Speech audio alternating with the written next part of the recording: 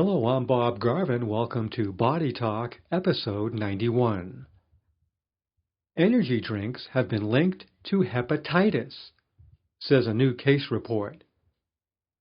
Food and supplements that help you build muscle will be showcased by my guest, clinical nutritionist Courtney Little. And wait until you find out what kind of gas is warming up our atmosphere. If you have any questions or comments about this podcast, send an email to lifestarmedia@gmail.com or message me on the Body Talk Facebook page at Body Talk Bob Garvin. Just a brief programming note that we'll be taking a short break for the holidays, so the next new episode of Body Talk will be released on January 11th. Energy drinks have been linked to hepatitis. A new case study links the beverages to liver damage. The connection was made after a previously healthy man developed hepatitis from drinking too many of those energy drinks. Research shows that most energy drinks are consumed by men between 18 and 34 years of age. Almost one-third of teenagers between 12 and 17 years old consume energy drinks regularly. That's according to the National Center for Complementary and Integrative Health. And the number of energy drink-related emergency department visits in the United States has doubled in recent years. This new case report details a 50-year-old man who was admitted to the hospital for acute hepatitis. The patient had consumed 4 to 5 energy drinks a day for more than 3 weeks. He used the energy drinks to keep up with his heavy load as a construction worker. The man was previously healthy. He reported no changes in his diet or alcohol consumption, nor was he taking any prescription or over-the-counter medication. He hadn't consumed any illicit drugs, and he had no history of liver disease in his family. A liver biopsy revealed acute hepatitis, and doctors also found evidence of chronic hepatitis C infection. The doctors think that the man's acute hepatitis was most likely induced by an excessive intake of vitamin B3, also known as niacin. The niacin in his energy drinks caused him to take in more than twice the recommended dose. After his stay in the hospital, the man was told to discontinue the use of energy drinks and was advised to avoid any similar products that contain vitamin B3. Doctors say that people should be educated about the risks of liver toxicity involved in energy drink consumption. The study authors said, as the energy drink market continues to rapidly expand, consumers should be aware of the potential risks of their various ingredients.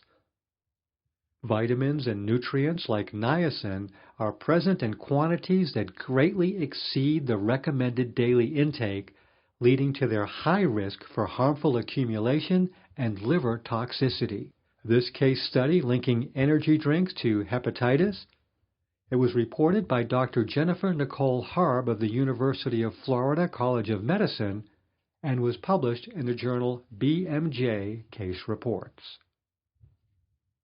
So now that we know that certain supplements and energy drinks can make us sick, what about the supplements bodybuilders take to build muscle? Here to answer that question is clinical nutritionist Courtney Little. Courtney is the owner of Nutrition and Whole Health Solutions in Bedford, Massachusetts. Courtney, welcome back. Thank you for having me. So today we're going to talk about muscles and what it takes to build muscles in the way of food. And as you know, I'm in the gym every day, and I see a lot of these bodybuilders really pack on the food, and they tell me that they have to just get mega amounts of calories in order to feed the muscle mass that they want. Is that true? No, I do not agree with that. It's the type of calories and the types of exercise that you're doing that really matter.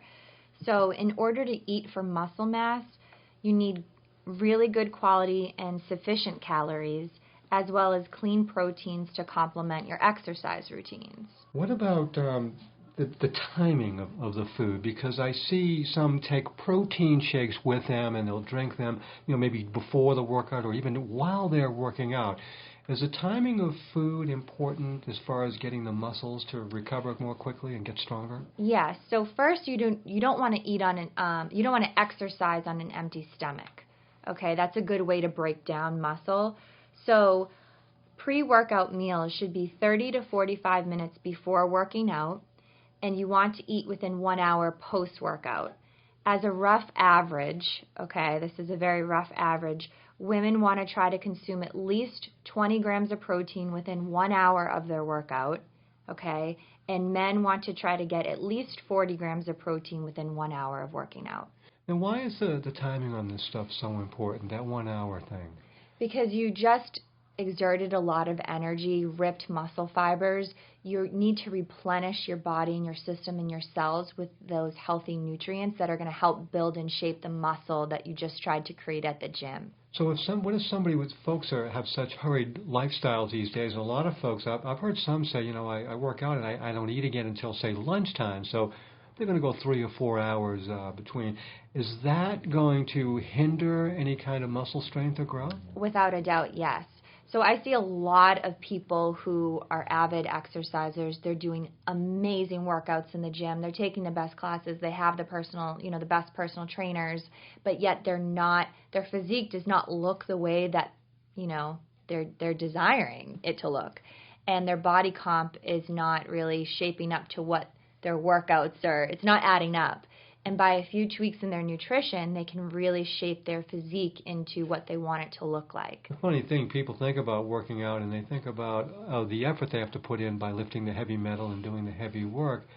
I always tell them that I just come up with these figures arbitrarily based on what I see observation. I always say it's 60% diet and 40% exercise, because I've seen so many people work out really hard and completely torpedo the workout by just eating the wrong way or just eating too much. I couldn't agree more. I see the same thing in the office. So it's almost like, you get the food thing down and then you're going to maximize your benefits from the exercise, for sure. I definitely agree with that, Bob. And speaking of food, another thing that I hear, especially bodybuilders talk about a lot, it's been around for years. I don't see it ever fade in popularity, and that's creatine phosphate. Yep. And a lot of these bodybuilders, they just swear by the stuff and say they wouldn't enjoy the muscle growth and the muscle strength without it. Let's talk a little bit about creatine. I don't think it's necessary to take this supplement. I think you can do it with diet and exercise alone. So it's not necessary for muscle gain, but does it help put on muscle? Yes, everyone knows that. That's why it's been around for a long period of time and it hasn't gone anywhere. But you can do so without the supplement, with eating correctly and doing the proper workout routines. So that's what I recommend. But if you choose to supplement with this, I would only consume 1 to 3 grams daily. Anything more than that is going to negatively affect your kidneys, and it's not something you want to be on for a long period of time either. It should be a short stint. I think a lot of people are going to be surprised to hear that, because I know with bodybuilders and folks that, they live on it. It's part of their training. Right. So, so if that's the case, what would you say? You take it until you feel like, okay, I'm satisfied with the muscle that I have? You're getting and you're keeping the muscle physique that, you're looking to attain, but your nutrition and your exercise if you're doing it correctly, it should be able to maintain your results. You shouldn't have to rely on creatine for the rest of your life. Do you ever recommend it to any of your clients? No, I don't. I don't recommend it, but I'm not totally opposed to it if I have a man that wants to come in and he's looking for a little extra boost. I don't poo-poo it, but I also want him to be able to take it in the healthy requirements that it's not going to possibly damage his kidneys. A lot of folks at bodybuilder are really afraid of cardio. They'll look at those treadmills and those machines as if it's something that's the most scary thing they've seen in their lives, because they're afraid that they're going to burn muscle when they're working out, and all the food they're taking in for the muscle mass, all that's going to be negated. What are your thoughts on that? So my thoughts on this are, cardiovascular exercise, it's important, it's vital to our health, right? It's how much cardio we're doing that matters when we're trying to put on muscle and healthy weight. So there's a lot of components that affect this, and everyone's so different. So what I tell one, man that's trying to put on muscle but lose fat for his cardio is going to be different than I tell someone else, because there's different variables, like how fast one metabolism is, and then also to what types of workouts they're doing. So I don't recommend no cardio, but I do also know that when you're doing strength training exercises, that can be cardiovascular exercise activity depending upon what type of lifting you're doing. So you're still getting cardio with that. So if I have someone who's like a twig and they're trying to put on muscle, I don't recommend half an hour of cardio every day. I would recommend them getting more cardiovascular exercise from the type of weight training that they're doing, but they definitely don't need a lot of cardio if they have some serious muscle to put on. When you have someone come in, say a new patient, you take a look, and you got a big guy, bodybuilder guy. Yeah. What are you thinking about when you're looking at that body? I mean, just from a professional assessment, when you see this body that's just really super muscled up. I think steroids, and I always have an honest conversation with them about what type of supplementation they're doing. I think about their adrenal glands and how they are, if they've been injecting any type of hormones or anything into their body. My goal is health, so I'm not going to tell someone what they want to hear. I'm going to tell them what's going to, A, get them their results, but B, in a healthy fashion. So in other words, when you see these massive muscles, do you think that's pretty much impossible to get without the use of maybe an anabolic steroid? No, I don't. I've actually know people. I used to work in a gym who do it the natural way. I mean, they're very open and honest. They could be on a good amount of vitamins and supplements and really meticulous with what they're eating in their workouts, but it's possible to do without being on steroids. When you see a body on the other side of things, you see someone who comes in and they're very, very thin. When you see that lean, skinny body, what are your thoughts when you take a look at that? What's going on in the body? What are your impressions? Oh, well, that's pretty easy. They're not getting enough protein. They're eating probably a lot of food chemicals. They're not getting a lot of healthy fats, and they're not eating every 3 to 4 hours, and they may be on stimulants. That seems to be the case. So when they start eating actual real food every 2 to 3, 4 hours and getting adequate protein for their body and healthy fats and the right types of carbs, they're able to put on muscle. Is it your feeling that it's natural to get a muscle, to try to blow it up as big as we can? I don't think that's natural. I just think that's like society and body image, and I don't think that that's natural, no. You must get clients who, when people weight lift, one of the things they want is they want those six-pack abs. And that's diet. I was going to ask you that's about diet. that. You must get that a lot. Don't you have people come to you and say, I want the abs showing? Yes. So what do you tell them? That's all diet, and that's their stress. And it's also to the amount of stimulants, like how much coffee. If they drink coffee all throughout the day, they're going to be more bloated. It raises cortisol, which goes all to the stomach. So if they're not eating the right foods, I mean, they could have muscle, but like a layer of fat over them because they're not eating the right foods, or they're stressed out, or they're on way too many stimulants. Is it really difficult, though? I mean, you can't really spot remove fat, can you? I mean, with your clients, I mean, can you target areas of the body? If someone says, hey, Courtney, look, I want the six-pack abs. It's the only place I'm carrying the fat. Lose it for me. I know that that's mostly cortisol, and if weight is going everywhere else, it's more insulin. So, like, you can tell which hormones are off, and you can manipulate certain things with your diet to help balance your hormones. So in that way, yes, you can target that. But you also, too, in terms of abs, you need to heal the gut. If there's any dysbiosis in the gut, which is disharmony of gut flora, they're going to be more prone to inflammation in the gut and storing weight in the gut. They need to kind of harmonize that with the right foods, apple cider vinegar, probiotics, and really get the right digestive enzymes in there so there's less inflammation in the stomach area. But as far as a layer of fat, do you think it's common? A lot of folks will say, well, it's common to have a very thin layer of fat that's going to sit over those abdominal muscles. It's healthy. We need fat. Women need fat in order to get their menstrual cycle every, month. And so I've seen Olympic athletes, I've seen professional athletes.